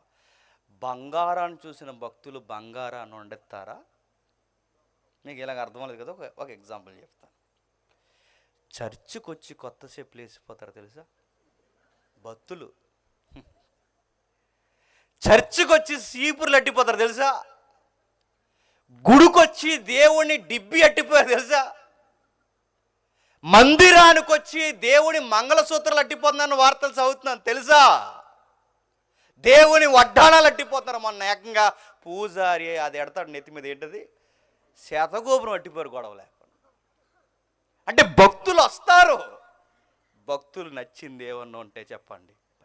చెప్పులు చీపుర్లు ఇలాంటివి గోపురాలే పట్టుకుపోయిన భక్తులు గుడంతా బంగారం అయితే వండేస్తారా చెప్పండి? వండేస్తారా? అస్సలు ఉండేవారు. ఎప్పుడు ఆ తమ్మం కాడే ప్రార్థన చేస్తారు. తమ్మం దగ్గర ఎందుకు చేస్తున్నారంటే స్కెచ్ తమ్మం మీద ఉంది వాళ్ళకి. ప్రార్థన చేసి ప్రార్థనలో సుత్తి తెచ్చుకుంటారు, చిన్న సుత్తి. ఆ తెచ్చుకుని అలా ముసుకే టకటక కొడేసి వారానికి మొక్కట్టిపోతారు. ఇది సొలొమోనుకి తెలుసా తెలీదా? సొలొమోనుకి తెలిసినా తెలియకపోయినా దావీదుకి తెలుసు. అందుకే దావీదు, బాగా వినండి, 1 ఏగులు వారిని చెక్ చేయాలి, 2 భక్తులను చెక్ చేయాలి, 3 దేవాలయాన్ని కాపాడాలి. కాపాడాలంటే అధికారులు ఉండాలి. ఎవరున్నారంటే కోరాహు కుమారుని పిలిచారు. మీరు అధికారులు, మీకు పవర్స్ ఇచ్చేస్తున్నాం అన్నారు. వాళ్ళకి ఎంత పవర్ ఉంటుందంటే మోసే కాలంలో ఇలాంటి కాపలా కాసే వారికి చాలా పవర్ ఇచ్చేవారు. ఎంత పవర్ అంటే వాళ్ళు వచ్చి బల్లంతో ఇలా పొడి చేసినా వాళ్ళని ఎవరు ఏమనరు, అంత అధికారం వాళ్ళకి. ఒకడు ఇలాగే ఇశ్రాయేలు జనాంగంలో ఒక వంకరోడు ఏం చేస్తాడంటే, ఇశ్రాయేలీల్లో స్త్రీలు లేరని దేవుడు వద్దన్న పని చేసి ఒక విగ్రహారాధికురాలను వ్యభిచారం చేయడానికి ఈ జనాంగంలోనికి, పరిశుద్ధ జనాంగంలోకి ఒకటి తీసుకొస్తాడు ఇశ్రాయేలు పౌరుడు. వాడు ఎప్పుడైతే తీసుకొస్తాడో మోసే చూస్తుండగా, యాజకులు చూస్తుండగా, వీడు తీసుకొచ్చి ఆ గుడారంలో కులుకుతున్నప్పుడు ఒక ఆయన ఫైర్ అయిపోతాడు. అక్కడ ఉన్న అధికారి పేరు ఫినిహాస్. ఎప్పుడైతే ఆయన ఫైర్ అవుతాడో ఆయన ఏం చేస్తాడు చెప్పిన, ఒకే ఒక్క ఈటు తీసి ఒకే పోటుకి ఇద్దరిని పొడిచి పైకి లేపేస్తాడు, అంతే, చంపేస్తాడు ఇద్దరిని. వెంటనే మోసే వచ్చి ధర్మశాస్త్రంలో నరహత్య చేయొద్దనుంది, నువ్వు ఎందుకు చేసావని అడగలేదు. ఎందుకంటే అది దేవుడిచ్చిన అధికారం. దేవుడు కూడా నరహత్య ఎందుకు చేసావు ఫినిహాస్ అని అడగలేదు, నాకు నచ్చిన పని చేసావు అన్నాడు. అంటే వీళ్ళకి ఎంత పవర్ ఇస్తారు చెప్పనా? వీళ్ళు ఏది చేసినా చెల్లుద్ది, అంత పవర్ ఇస్తారు వాళ్ళకి న్యాయబద్ధంగా వెళ్ళిన రోజులు. అంటే దేవుని చట్ట ప్రకారం వారు ఏదైనా మాట్లాడతారు, అవసరమైన విషయాలు ఎలుగెత్తి కమాండ్ చేస్తారు, అంత అధికారం ఉంది కనుకే ఈ కీర్తనలో ఏమని మొదలెట్టారు తెలుసా? సర్వజనులారా అన్నారు. సర్వజనులారా అంటే ఫినిహాస్కి ఎంత పవర్ ఉందో అదే తరంలో వచ్చిన ఈ కోరాహు కుమారులకు కూడా అంత పవర్ ఉంది. అందుకే వాళ్ళ మాటలే అలా తెలుస్తున్నాయి మనకు. చూడండి, సర్వజనులారా ఆలకించుడి, ధనుకులేమి, సామాన్యులేమి, దరిద్రులేమి, లోక నివాసులారా అందరూ చెవియొగ్గు వినుడి. మీకు ఒక విజ్ఞానమైన, నిగూఢమైన, వివేకమును గూర్చిన ఒక గూఢార్థమైన సంగతిని నేను చెబుతాను, వినండి. అంత గూఢార్థమైన సంగతి ఏముందంటే మీరు ఒక ముఖ్యమైన విషయాన్ని మర్చిపోతున్నారు. ఏ విషయం? మీరు భయపడవలసిన విషయం మర్చిపోతున్నారు, మీకు సంకటాన్ని మర్చిపోతున్నారు, నీడలా మీ వెనకాల తిరిగేస్తున్న ఊరిని మర్చిపోతున్నారు, మిమ్మల్ని మింగేయడానికి సిద్ధముగా ఉన్న ఒక అగాధాన్ని మర్చిపోతున్నారు, మరణం అనే ఒక ఊబిని మీరు మర్చిపోతున్నారు, మీ మరణం తర్వాత పొంచున్న అతిపెద్ద ఒక పాతాళ కోపం మీరు మర్చిపోతున్నారు. మీరు ఎంతసేపు భయపడిన ఎవరికి భయపడతారు చెప్పిన? మనుషులైన మీరు సాటి మనుషులకు భయపడుతున్నారు. మనుషులైన మీరు మీ శరీరమును నశింపచేయగలవానికే భయపడుతున్నారు తప్ప ఆత్మను శరీరమును రెండిటిని మిక్కిలి నశింపచేయగల దేవునికి, ఆయన ఏర్పరిచిన ఉగ్రతకి మీరు భయపడలేదు. మందిరానికి వస్తున్నారు, వెళ్తున్నారు, మందిరానికి వస్తున్నారు, ఇస్తున్నారు, వెళ్తున్నారు, వస్తున్నారు, వెళ్తున్నారు, ఇస్తున్నారు, కానీ అసలు విషయాన్ని మర్చిపోతున్నారు. మీరు భయపడే ఒక పనికిమాలిన విషయాలు ఏంటంటే 4-5 విషయాలు చెప్పాడు, చూసి మనం ముగించుకుందాం. 5వ వచనం, నా కొరకు పొంచువారు దోషకృత్యములను చుట్టుకున్నప్పుడు ఆపత్కాలముల్లో నేను ఎలా భయపడవలను? ఎవరికి భయపడిపోతారట? సాటి మనుషులకి. మనకు ఆపదు అని అన్నవాడికి మనం భయపడిపోతాం, మన కొరకు స్కెచ్ చేసిన వాళ్ళకి భయపడిపోతాం, మన మీద లేనిపోని భయంకరమైన గొడవలు తిరే వారికి భయపడిపోతాం, లేదంటే మనమే వాళ్ళని భయపెట్టేస్తాం. మనం గొడవలు ఎవరితో ఆడతామండి? ఎవడైతే లోకుగా ఉంటాడో ఆడ మీదకి పైబట్టి నిప్పి మరీ వెళ్ళిపోతాం, రారా చూసుకుందాం, ఎందుకంటే లోకువ. అదే మనం గొడవాడుతున్నవాడు వెనకాల ఒక 10 మంది ఉన్నారనుకోండి, వాళ్ళ జోలికి వెళ్ళం మనం. ఎందుకంటే వాళ్ళ మందలా ఉంటారు, మంద. ఇలాగన్నామంటే అందరూ వచ్చేస్తారు రోడ్డు మీదకి. ఎవడరా మా నేను అన్నాడు, ఎవడరా మా మామయ్య అన్నాడు, ఎవడరా మా తాత అన్నాడు, అందరూ వచ్చేస్తారు మంద. ఆ మందని ఏమన్నా అన్నామంటే మనం చంపేస్తారు జోరేగల్లోకి వచ్చి. అలా దిగిపోతారు అలాగే ఏ రంగంలో. ప్రతి ఊర్లో ఉంటారండి ఈ బ్యాచ్. అందుకే చూడండి, మనం ఎవరికి భయపడిపోతాం? సాటి మనుషులకు భయపడిపోతాం. మనకి అపరాధము లేదా మనకి గాయము చేయాలని వాళ్ళకి భయపడిపోతాం. కానీ కీర్తనకారుడు అంటున్నాడు, నువ్వు వాడికి ఎందుకు భయపడుతున్నావు? నీ శత్రువు ఎవడో నాకు తెలియదు, కానీ ఒక సాటి మనుషుడికి ఎందుకు భయపడుతున్నావు? నువ్వు గుర్తుపెట్టుకో, నీకు హాని చేసిన వాడు, హాని చేయబడ నువ్వు, మీ ఇద్దరు ఒకరోజు చచ్చిపోతారు. నిన్ను చంపిన వాడు కూడా చచ్చిపోతాడు, నీ మీదకి ఎగిరిన వాడు కూడా చచ్చిపోతాడు. నువ్వు చనిపోతావు, వాడు చనిపోతాడు. చనిపోయే నీవు చనిపోతున్న వ్యక్తికి ఎందుకు భయపడుతున్నావు? 2వ పాయింట్ అంటున్నాడు, తమ ఆస్తియే ప్రాపకమని నమ్మి తమ ధన విస్తారతను బట్టి పొగుడుకొని వారికి నేను ఎలా భయపడవలను. ఆస్తే ప్రాణం అంట. రెండోది ఎవరికి భయపడిపోతామండి మనం? చెప్పండి. ముందు మందకు భయపడిపోతాం, నెక్స్ట్ ఆస్తున్నోళ్ళకి భయపడిపోతాం. ఈ చేతికి 5 ఉంగరాలు, ఈ చేతికి 5 ఉంగరాలు, మెడలో దునపోతు కడతారు చూసారు తాడు, అలాగే ఎంత లావంటే 2-3 వేసేసుకుని, కాలు ఇలా దగ్గర ఎక్కకుండా దూరంగా ఇలా నడుచుకుంటూ వచ్చేస్తుంటారు. అలా నడుచుకుని ఇలా ఎవరైనా వచ్చేస్తున్నారు, వెంటనే లెగిసిపోయి ఆ తెల్ల సొక్క వేసుకున్నాడు కనుక వెంటనే లెగిసిపోయి ఇలా కూర్చోండి సార్ అంటాం. అదొక పెద్ద ఆయన నలిగిపోయిన సొక్క వేసుకుని అలా నడిచి వచ్చి ఏం చెప్తున్నారా అని అక్కడ నిలబడితే కనీసం లెగిస్తామండి? లేగం. ఎందుకు చెప్పినా, మనకి డబ్బున్న వాళ్ళ మీద ఉన్నంత మోజు భయము సాటి మనిషికి. వాళ్ళ ఆస్తట ప్రాణమంట. వాళ్ళకి తమ ఆస్తియే ప్రాపకం, ప్రాణంలా ఉంటుందట. వాళ్ళు రాత్రులు వాళ్ళకి నిద్ర రాదట. వాళ్ళు ఏం చేస్తారు చెప్పిన, రాత్రులు డబ్బున్నోళ్ళు అలా లేచిపోయి బీరువా తాళాలు సరిగా ఉన్న లేచి చూసుకుంటారు. ప్రాణం ఎక్కడ ఉండదు, బీరువా చుట్టూ తిరుగుతుంటుంది. అలా రాత్రులు లేచిపోయి వస్తువులన్నీ సరిగా ఉన్న లేచి చూసుకుంటారు. రాత్రులు లేచిపోయి అలా పెరలో దిగుమని నీళ్ళు తగ్గి పడుకుంటారు. నిద్ర రాదాలకి అలా సీలింగ్లు చూస్తారు. ఎందుకంటే ఆస్తి ఎవడట్టిపోతాడను భయం. తమ ఆస్తే ప్రాణం. క్రొత్త నిబంధనలో అక్కడ ఉన్నాడు కదండి, ప్రాణమా తినుము తాగుము సంతోషం. నిద్ర రావట్లేదు అడిగి, ఆ ఆస్తి వాడికి నిద్ర లేకుండా చేసేసి తిను తాగు తిను కలవాట్లో చేతనే ఉంటాడు. ఆస్తే ప్రాపకమని నమ్మి తనను తాను పొగుడుకుంటున్నారట. ఎవరింటికన్నా వెళ్ళామనుకునే డబ్బున్న వాళ్ళ ఇంటికి ముందు నీలో టీ ఎవరండి మనకి? వెళ్ళిన మనకి ఇంకా గేటు కూడా దాటం మొదలు పెడతారు. అందరికీ వెళ్ళండి, కొందరు మళ్ళీ ఎవరు పిల్లరు మన ఇంటికి.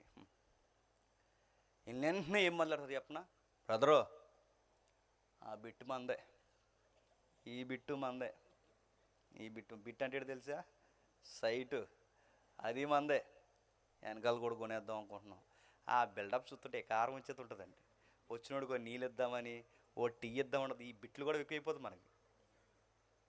ఎవరింటికి వెళ్ళాను అనుకోండి, అది పలానా దిక్కు నుంచి చేయించాం, అది పలానా దిక్కు నుంచి తెప్పించాం.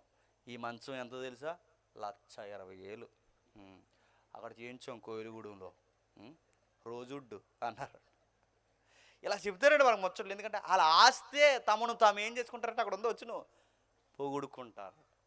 నేను పెళ్ళిలో ఒకరోజు వాకింగ్ చెప్తున్నాను, అందరూ బాగానే ఉన్నారు, పెళ్లి కూతురు బాగానే కూర్చుంది, పెళ్ళికొడుకు బాగా, ఒక ఆవిడ అసలు కూర్చోట్లేదు. ఆవిడ నాకు తెలిసి ఏం అనలేను నేను. అత్తమాలు లేచిపోతుంది, 70 సార్లు లేచి కూర్చుంది, 70 సార్లు. నాకు బలహీనత ఏంటంటే డిస్పెండర్స్ చెప్పలేను. అలా లెగిస్తుంది కూర్చుంటుంది. అప్పుడు నేను అన్నాను, పెళ్ళి అంతా అయిపోయింది, భోజనం టైంలో ఆడు వచ్చాడు, రే మీ అత్త ఎందుకు 2 సార్లు లెగిసింది అని అడిగాను. రే మా అత్త కొత్త నెక్లెస్ కొందరా అన్నాడు. 1,70,000 రా, ఇప్పుడు అందరూ చూడాలంటే మరి లేకొద్దురా అన్నాడు. అందుకే అన్నిసార్లు ఎందుకు లెగుతుందట నెక్లెస్. ఇప్పుడు 1,70,000 అంటే తమ ఆస్తియే ప్రాపకమైన దాన్ని బట్టి ఏం చేస్తారట, పొగుడుకుంటారు. అలాంటి వాళ్ళకి మనం ఏమైపోతాం చెప్పండి, అమ్మో వాళ్ళు డబ్బు ఉన్నోళ్ళు అని భయపడిపోతాం. కానీ విషయం ఏంటి చెప్పిన, డబ్బున్నవాడైనా డబ్బు లేనివాడైనా ఒకరోజు చెప్పండి చచ్చిపోతారు. మనం భయపడవలసిన విషయానికి భయపడలేదు. 10వ వచనంలో జ్ఞానులు చనిపోతారు, మూర్ఖులు చనిపోతారు, ఆస్తున్నవారు చనిపోతారు. అక్కడ లైన్గా ఇచ్చాడు చూడండి ప్రధానం. జ్ఞానులు కూడా చనిపోతారు. అది కనిపెట్టామండి, ఇది కనిపెట్టామండి, టెక్నాలజీ కనిపెట్టామన్న అనేక మంది జ్ఞానులు చనిపోలేదు. చంద్రుడి మీద ల్యాండింగ్ కనిపెట్టామన్న సైంటిస్టులు చనిపోలేదు. భూమిలో ఏముందో అన్నీ చూసిన ఈ అగాధ జలాలను కనిపెట్టిన వాళ్ళు చచ్చిపోలేదు. ఐఫోన్ అని ఒక సిరీస్ ఉందండి. ఐఫోన్ ప్రపంచం అలా గుప్పుట్లో ఉన్నట్టు ఐఫోన్ అంటే. దాన్ని ఎవడైనా దొంగిలించినా అది వాడి దగ్గర పనిచేయదు, అంత టెక్నాలజీ దానికి. అది ఎక్కడైనా పాడేసినా దాని లొకేషన్ కనబడిపోద్ది. అది నీటిలో పడిపోయినా ఏమీ కాదు. దానికి ఉన్నంత డేటా, దానికి ఉన్నంత సెక్యూరిటీ ఇంకెక్కడ లేదు. ఎంత జ్ఞానం ఉంటుందో ఆ సెల్లో. మామూలు ఫోన్లు వాడినంతగా ఫోన్ మనం వాడలేం. ఎందుకంటే దాని ఫైల్ కానీ, డేటా కానీ, దాని యాప్స్ కానీ, దాని విధానం అంతా వేరు. ఒక ప్రపంచం అలా చేతిలో ఉన్నట్టే. దీన్ని కనిపెట్టినట్టు ఎంత మేధావైనా ఆ స్టీవ్ జాబ్ చచ్చిపోయాడు. హాస్పిటల్ మంచం మీద నుంచి ఆయన్ని ఆ జ్ఞానం బతికించలేకపోయింది. జ్ఞానులు చనిపోయారు. విమానాలు కనిపెట్టిన వాళ్ళు చనిపోయారు. ఆరోగ్య సంస్థలో పెద్ద పెద్ద పిహెచ్డీలు చేసిన వాళ్ళు చచ్చిపోయారు. అంటే జ్ఞానులని పిలువబడిన వాళ్ళు చనిపోతారు, మూర్ఖులు చనిపోతారు. కిందికి తమ ఆస్తిని ఇతరులకు విడిచిపెట్టి కొంతమంది వెళ్ళిపోతారు. చాలామంది పెద్ద పెద్ద పాలసీలు కట్టేస్తుంటాం మనం. బాగా వినండి, ఇది క్రిస్మస్ మెసేజ్, కంగారు అయిపోకండి. పెద్ద పెద్ద పాలసీలు కట్టేస్తాం. పెద్ద పెద్ద పాలసీలు కట్టేసి ఆ పాలసీలు పట్టుకెళ్ళి మనవలకి మనవరాలకు చెవులో చెప్తాం, 50 లక్షల పాలసీ కడుతున్నాను అని. అలాంటివి చెప్పు. 50 లక్షల పాలసీ కడుతున్నాను మనవడికి మనవరాలు చెప్తుంది. పాలసీలో ఒక రూల్ ఉంటుంది తెలుసా, తదనంతరం అని ఉంటుంది. తదనంతరం అంటే నువ్వు పోయాక 50 లక్షలు ఇస్తామని. నా మాట మీకు అర్థమవుతుందా? తదనంతరం రాస్తావు. ఇప్పుడు నామినీ పేరు ఎవరు తిట్టావు, మనవడు తిట్టావు. నామినీ పేరు ఎవరు తిట్టావు, మనవరాలు తిట్టావు. వాళ్ళ చెవిలో చెప్తావు, నేను పోతే 50 లక్షలు వస్తాయి అనగానే. అప్పుడు నువ్వు రోజు మీ మనవడో మనవరాలు ఏమనుకుంటారు చెప్పు? మా నాన్నమ్మ ఇంకా బతకాలి, మా తాతయ్య ఇంకా బతకాలి అనుకుంటారా? పోతే పోనీ 50 లక్షలు వచ్చి నీ ముసలి చత్తాలేదు అనుకుంటారు. అనుకోరండి, ఖచ్చితంగా అనుకుంటారని అడుగుతున్నాను. తమ ఆస్తిని అందరం పోగేస్తారు, పోగేస్తారు, పోగేస్తారు, పోగేస్తారు, పోగేస్తారు. పోగేసింది వెనకాలకి చెల్లిపోతారు. ఎవరి లైఫ్ అయినా మీరు చూడండి. మన చంద్రమోహన్ గారు చనిపోయారు ఇండస్ట్రీలో, సీనియర్ నటుడు. ఈయన కంపేర్ చేస్తూ ఆర్టికల్ రాశారు. ఆర్టికల్ ఏమని రాశారంటే, రాస్తూ ఇలా అన్నారు, ఏమనంటే ఈయనకి తెలివితేటలుంటే ఈయన చాలా కోటీశ్వరుడు అవ్వదు. కొన్ని తెలివితేటలు లేక ఆ రోజుల్లో భూములు అమ్మేయడం వల్ల ఈరోజు ఆయనకి డబ్బులు లేకుండా పోయాయి. కాకపోతే ఈయన ఫ్రెండ్ ఆయన చాలా తెలివైనడు, ఆయన పేరు శోభన్ బాబు అట. ఆర్టికల్ రాశారండి. ఆయన ఆ రోజుల్లోనే చెప్పాడట, ఏమనని, బ్రదరు నీకు ఆ విషయం చెప్తున్నాను, ఏ వ్యాపారం మీద పెట్టుబడి అని నష్టపోతాం కానీ ల్యాండ్ మీద పెట్టిన పెట్టుబడి నష్టపోతాం. ల్యాండ్ రేటు పెరుగుద్ది కానీ ఎప్పటికీ తగ్గదు, కనుక ల్యాండ్స్ కొనండి అని చెప్పేవాడట ఆయన. ఎవరు? శోభన్ బాబు గారు. అది చెప్పిన సూత్రాలు కొన్ని రోజులు నేను పాటించాడట. ఈ చనిపోయిన పేరు చంద్రమోహన్ గారు. ఈయన పాటించి ఈ హైదరాబాద్లో కొన్ని ఈ కొండవాళ్ళ ప్రాంతాలు కదండి, కొన్ని ల్యాండ్స్ కొన్నాడు ఆయన. ఆ కొండ భూములను కొన్ని రోజులకి ఏం చేశాడంటే ఆయన అమ్మేస్తాడు. అవే గనక ఆయన అమ్మకుండా ఉండుంటేనట, వీళ్ళు రాస్తున్నారు అందులో, అవే గనక అమ్మకుండా ఉంటుంటే ఈరోజు శోభన్ బాబు గారికి ఎన్ని కోట్లు ఉన్నాయో అన్ని కోట్లు ఈయనకి తెలివితేటలు లేక అమ్మేశారని రాశారు. ఇప్పటికినట ఈరోజు ఇంత స్టార్డమ్ అనే యాక్టర్లు కూడా శోభన్ బాబు గారికి ఉన్నన్ని ఆస్తులు ఎవరికి లేవట. ఎందుకంటే అంత ల్యాండ్ మీద చెన్నై కానీ, హైదరాబాద్ కానీ, బెంగళూరు కానీ అన్ని ల్యాండ్స్ ఉన్నాయట. ఆయన అంత తెలివైనోడు. ఈయన అమ్మేశాడు. ఈ నమ్మకంగా వదిలేస్తే ఈయన కూడా కోటీశ్వరుడు అయిపోయాడు. ఎందుకంటే ఈరోజు ఆయన ఆ రోజు కొండ ప్రాంతాలు ఉన్నాయిగా, ఇప్పుడు ఆ కొండ ప్రాంతాలు హైదరాబాద్లో సెంటర్ ఆఫ్ ల్యాండ్స్ అయిపోయినాయి. అందులో ల్యాండ్స్ ఏంటి చెప్పిన, Banjara hills, Jubilee hills, Kokapet అని కొన్ని ఏరియాలు ఉన్నాయి. ఈ ఏరియాలో ఎకరం ఎంత తెలుసా? ఎకరం 100 కోట్లు. ఎకరం 100 కోట్లు. అలాంటి ఎకరాలు అమ్మేశాడు. ఒకవేళ ఆయన అమ్మేకుండా ఉంటే ఈ రోజుకి ఆయన ఏమవునంట, కోటీశ్వరుడు అవుతాడు. ఇప్పుడు నాది పెద్ద ప్రశ్న, 2 లైఫ్లు కంపేర్ చేసి చెప్పారు, ఇద్దరిలో ఎవరున్నారు చెప్పండి? చెప్పండి. తెలివైన ఆ ముందున్న ఆయన ఉన్నాడా? తెలివితేటలు లేక అమ్మేసినా చెప్పండి, ఈయనున్నాడు. ఇద్దరు చనిపోయారు. పైగా ఇంకా కొన్ని పదాలు వాడారు చూడండి. తమ నివాసములు తరతరములు ఉండునని వారు అనుకుంటారు, తమ భూములకు తమ పేర్లు పెడతారు. భూములకు పేర్లు పెడతామంట మనం.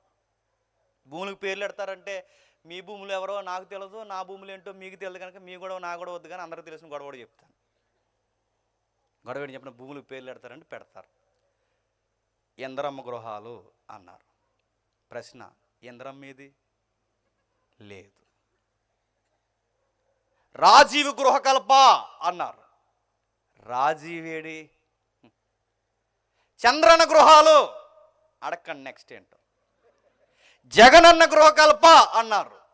నెక్స్ట్ ఏంటి మీకు తెలిసి కన్నా అడుగుతున్నాను. భూములకి పేర్లు పెడుతున్నా ఉంటారా? జేమ్స్ గారి నివాసం అంటున్నాడు. జేమ్స్ ఉంటాడా? పలానా ఆయన నివాసం అంటున్నారు. ఉంటారా చెప్పండి. భూములకి పేర్లు పెడతాం, భూములు ఉంటాయి, మనుషులు ఉంటారు. భూములకి పేర్లు పెట్టుకుంటాం, భూములు ఉంటాయి, మనుషులు ఉండరు. ఒక అడ్వర్టైజ్మెంట్ వచ్చేది, పిచ్చి అడ్వర్టైజ్మెంట్ అది. ఇల్లు కట్టాలనుకుంటున్నావా? ధర తక్కువ మనకి ఎక్కువ ఉండాలనుకుంటున్నావా అనేవారు. ఏదో పంచాయి కట్టు, మనగాడు సిమెంట్, ఇది కేసీపీ సిమెంట్, ఆయుస్ 100 ఏళ్ళు అనేవారు. ఏ సిమెంట్ అట? ఇది మనగాడు సిమెంట్, కట్టు, ధర తక్కువ, మన్నికి ఎక్కువ, ఇది కడితే 100 ఏళ్ళు ఉంటారు. ప్రశ్న, హౌస్ 100 ఏళ్ళు ఉంటుంది, కట్టించినోడు ఎన్ని ఏళ్ళు ఉంటాడు? ప్రశ్న, హౌస్ 100 ఏళ్ళు ఉంటుంది, కట్టించినోడు ఎన్ని ఏళ్ళు ఉంటాడు? కట్టినోడు ఆ తాపి మీద 2 రోజులు ఉంటాడు అడుగుతున్నాను. ఇద్దరు ఉండరు. చిన్నప్పుడు ఇంకో యాడ్ ఉంటుంది, అది కూడా వినండి. ఒక బ్లాక్ షేడ్ వచ్చేది. ఆ బ్లాక్ షేడ్లోంచి ఇలా మెరుస్తూ మెరుస్తూ ఇలా వజ్రం వచ్చేది. వజ్రాలు అడ్వర్టైజ్మెంట్ అనమాట. అలా వజ్రం అలా వస్తే ఆ వజ్రం ఐశ్వర్య రాయ్ పెట్టుకునేది. చూసిన వెంటనే కొటేషన్ వచ్చేది కింద, వజ్రం ఎప్పటికీ ఉంటుంది. నిజంగానే ఉంటుంది వజ్రం ఎప్పటికీ. డౌట్ ఏంటి చెప్పిన, వజ్రం ఎప్పటికి ఉంటుంది, మరి ఐశ్వర్య రాయ్ ఎన్ని రోజులు ఉంటుంది? ఉండదు. ఐశ్వర్య రాయ్ ఆంటీ గారు అయిపోయారు, తీసుకోవట్లేదు అంట. వజ్రం ఎప్పటికి ఉంటుంది, మరి ఐశ్వర్య రాయ్ అది ఆంటీ అయిపోయారు, ఇంక తీసుకుని ఆటలోకి. కుర్రగ్యాంగ్ ఉన్నారు, యూత్ మీట్ అన్న ఒక ఎగ్జాంపుల్ చెప్తా. మొన్న ఆదివారం చర్చిలు ఎగ్గొట్టేయారండి వరల్డ్ కప్కి. చర్చిలు రాలేదు, చాలామంది వెళ్ళిపోయారు. ఆ క్రికెట్ చూశారు, ఊగేశారు. ఆస్ట్రేలియాలో ఊపంతా తగ్గించేశారు. మరి వాళ్ళు ఏం మంత్రాలు వేయరేయటం.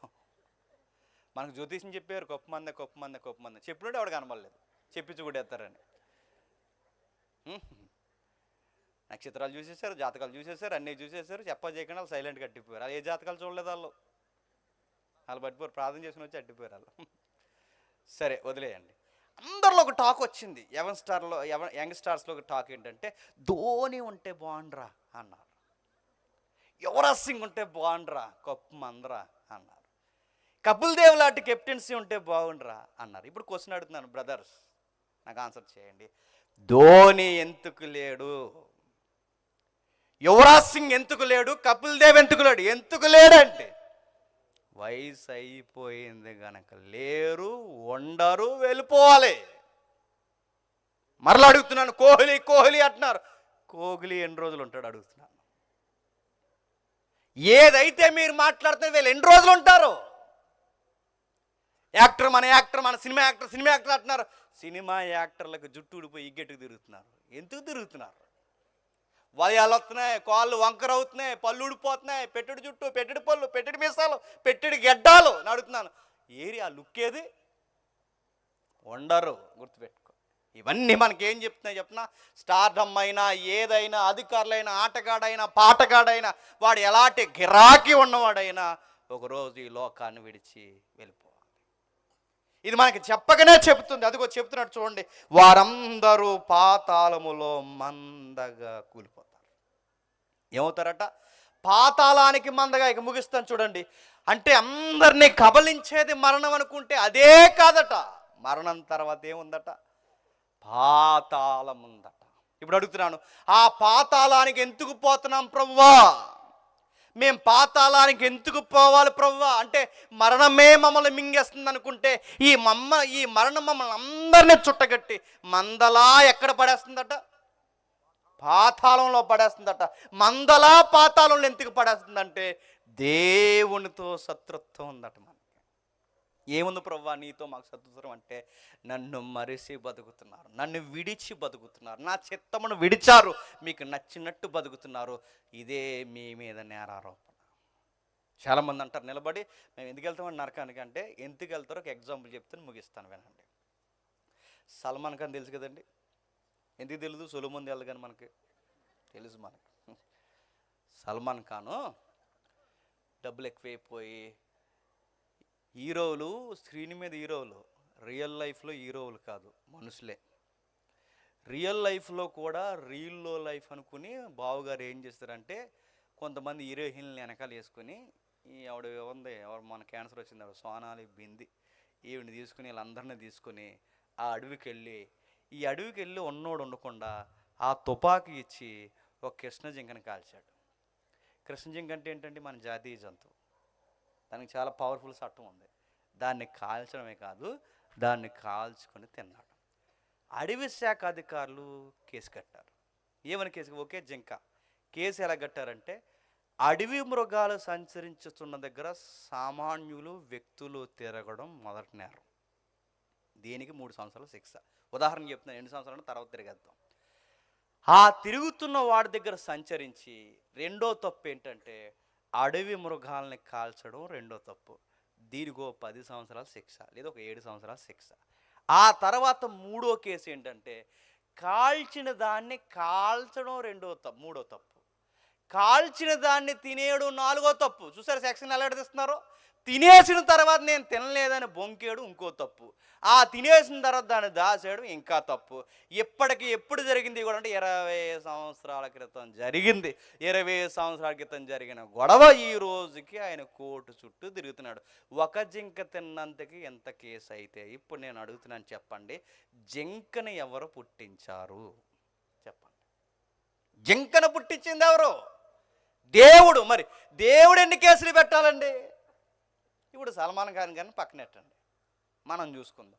ఒక జింకడ తిన్నందుకు ఒక మనిషి మరో మనిషి మీద ఇన్ని కేసులు పెడితే, మనుషులందరి మీద దేవుడు తిన్నందుకు కేసులు పెడతాం మొదలెడితే ఎన్ని కోళ్ళు తినేమండి? మిమ్మల్ని అడుగుతున్నాను, ఎన్ని కోళ్ళు తినేసాం? కోడిని చూసినప్పుడు ఒక కేసు, దాని కాళ్ళంగా చూసినందుకు రెండో కేసు, దాన్ని కాల్చినందుకు ఇంకో కేసు, ఎంటికలు తీసినందుకు మరో కేసు, దాన్ని కాల్చేసావు ఇంకా కేసు, దాన్ని వండేసావు మరో కేసు, తినేసావు మర్చిపోయావు ఇంకా కేసు. కోళ్ళు ఎన్ని కోళ్ళు తినేసాం, ఎన్ని మేకలు తినేసాం? ఉన్నవ సరిపోలేదని అప్పుడప్పుడు ఇంకా తెచ్చుకుని తినేస్తున్నాం. ఇంకా ఏడు చెప్పిన మెతుకులు నడుతుంది, ఒక్కొక్క మెతుక్కి ఒక కేసు ఎడితే దాన్ని చూసినప్పుడు కేసు, వండినప్పుడు కేసు, ఎసరు వాల్చినప్పుడు కేసు, దాన్ని మింగేసి మిగిలిపోయిన తర్వాత దాన్ని పాడడం ఇంకో కేసు. ఎన్ని నీళ్ళు తాగాం, ఎన్ని మెతుకులు తిన్నాం, ఎన్ని కోళ్ళు తిన్నాం, ఎన్ని మేకలు తిన్నాం. 3 ఏళ్ల క్రితం చిన్న హాస్పిటల్ దగ్గర నుంచి పెద్ద హాస్పిటల్ వరకు గాలి అమ్మారండి. గాలి గంటకి ఎంతని? గాలి, ఆక్సిజన్, గాలి అమ్మారు గంటకి. చిన్న హాస్పిటల్లో గంటకి 2000, పెద్ద హాస్పిటల్లో గంటకి 15,000, గాలి 15,000 అమ్మారని అడుగుతున్నాను. గాలికి మనమే గవర్నమెంట్కి డబ్బులు కడితే, మరి దేవుడు గాలికి లెక్కలు కడితే ఎంత గాలి పీల్చాం పుట్టిన దగ్గర నుంచి. ఇంకొంతమంది బావులు ఉంటారు, ఆ గాలి ఒకటే వదులుతారా? చాలా గాళ్ళు వదులుతారు. అడుగుతున్నాను, వీటన్నిటికీ కేసులు కడితే నేను చెప్తున్నాను, ఇది చాలు ఈ రికార్డ్ నిన్ను నరకానికి పంపడానికి. నువ్వు తిని మర్చిపోయావు, తాగి మర్చిపోయావు, తిరిగి మర్చిపోయావు, గాలిని మర్చిపోయావు, నింగి నేల అన్నీ అనుభవించి మర్చిపోయావు. మేము ఇంతకు వెళ్ళాలి ప్రభు నరకానికి అంటే, ఇదిగోరా నువ్వు ఇంతకు వెళ్ళాలి, నా రక్కల కష్టాన్ని తిన్నావు కనుక. మరణం నిన్ను ఎంటాడింది, మందలామి మనం పట్టుకుంది, పాతాళంలో ఇసిరేసింది. అది భయంకరమైనది. మీరు డబ్బున్న వాళ్ళకి భయపడతారు, శత్రులకు భయపడతారు, వస్తువులకు భయపడతారు, చిన్న బొద్దింకలకు భయపడతారు, అన్నిటికీ భయపడతారు. సర్వజనులారా, మీరు భయపడవలసిన విషయానికి భయపడలేదు, దేవుని ఉగ్రతకు భయపడలేదు, నరకానికి భయపడలేదు, మరణానికి భయపడలేదు. భయపడండి.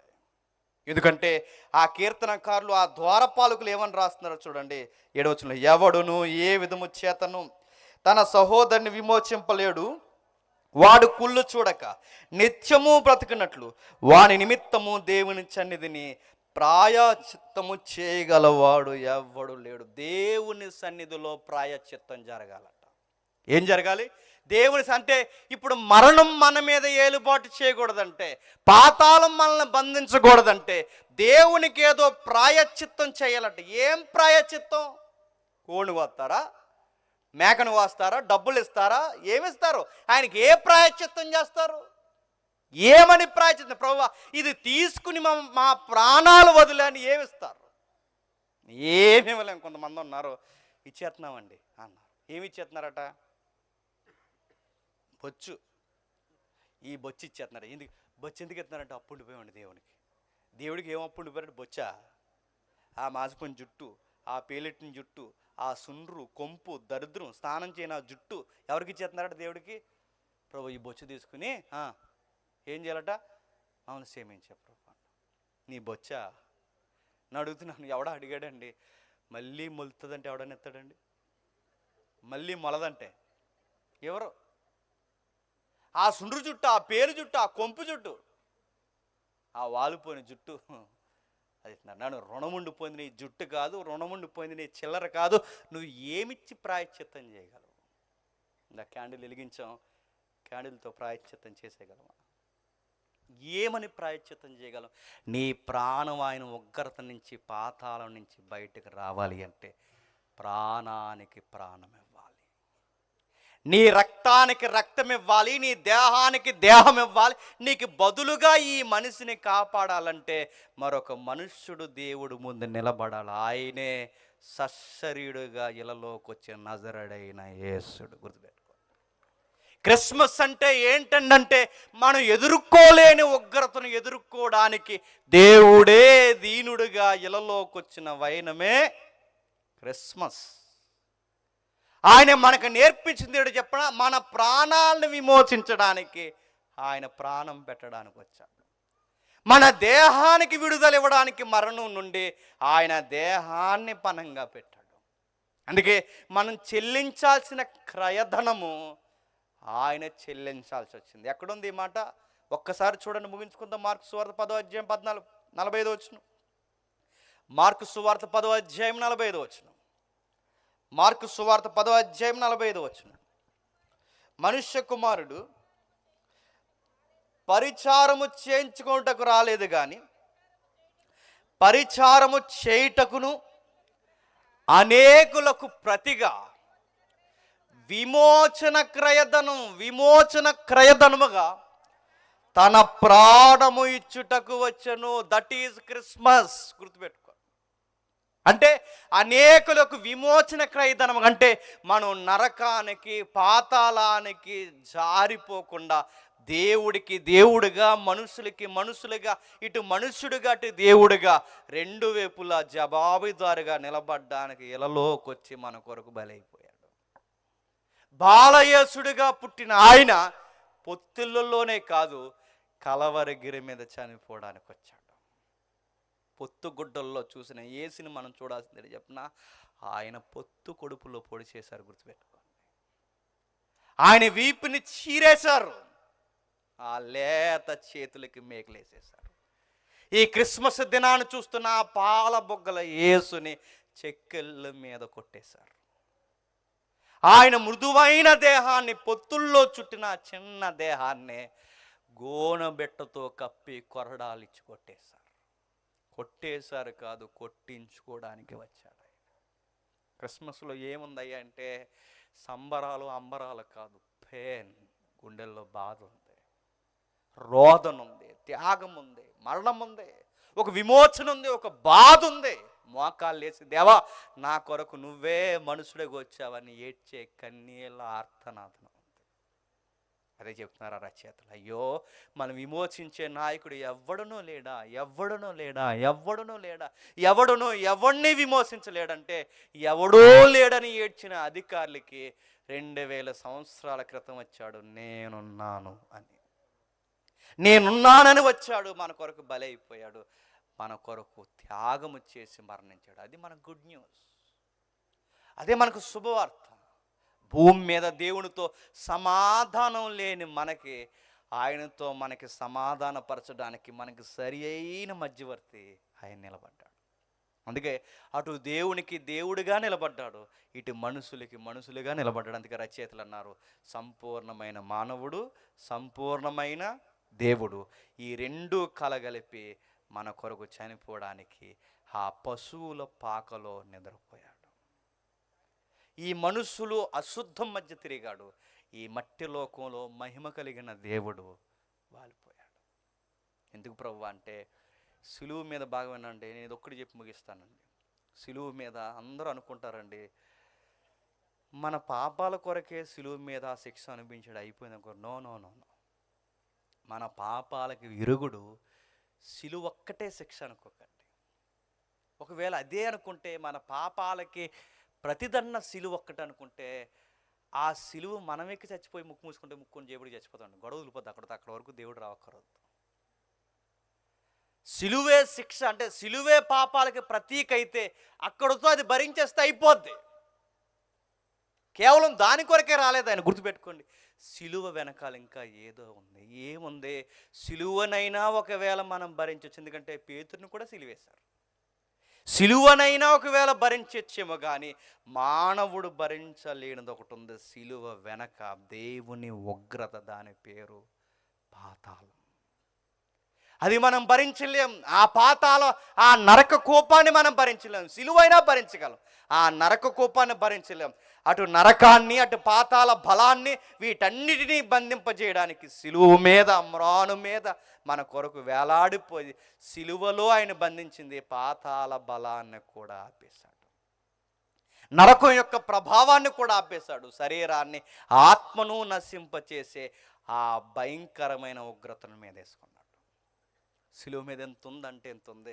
పాతాళం, నరకం అంటే మీకు ఎలా ఉందో నాకు తెలియదు కానీ చాలా భయంకరంగా ఉంటుంది. ఎంత భయంకరంగా ఉంటుందో చెప్పినా, బోరు బావుల్లో పిల్లలు పడిపోతారు చూసారా? బోరు బావుల్లో పిల్లలు పడిపోయినప్పుడు ఎప్పుడని మీరు ఆలోచించండి.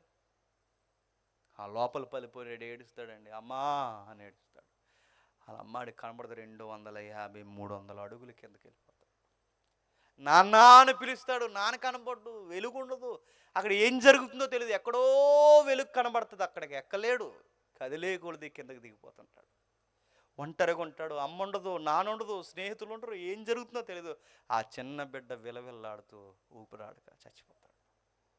భయంకరమైన మరణం. నేను అడుగుతున్నాను, అదే సీన్లో నువ్వు నేను ఉంటాయండి? ఎలా ఉంటుందో ఒకసారి ఊహించండి. ఎలా ఉంటుందో కాదు, రేపు మరణిస్తే దేవుడిని ఎరగకపోతే మనం వెళ్ళేది ఎక్కడికి చెప్పనా? ఈ ప్రస్తుతానికి చెప్పండి, నిద్రిస్తున్నారు అంటే వీళ్ళు ఒకరోజు తిరిగి లేస్తారు. ఎప్పుడు లేస్తారు? ఆయన వచ్చినప్పుడు తమ తమ వరసల్లో తిరిగి లేపుతారు. ఇది భూమి మీద మనుషులకు చెప్పండి సమాధానం. ఈ భూమి మీద నరులకు సమాధానం. క్రిస్మస్లో ఏముందంటే, నశించిపోతున్న మనుషులు మరణాన్ని తొలగించడానికి, మనుషుల్ని మరలా తిరిగి లేపుతానని వాగ్దానం ఇవ్వడానికి మొదటి రాకల్లో వచ్చాడు, శిక్షణ మీదను మోసాడు, నా యందు విశ్వాసం ఉంచిన వారు తిరిగి మరలా లేస్తారని మాటిచ్చి మనకు ఒక శుభవార్త చెప్పి వెళ్ళిపోయాడు. అంటే మొదటి క్రిస్మస్ అల్లా చూసినప్పుడు మనకి ఏం గుర్తు రావాలి చెప్పనా?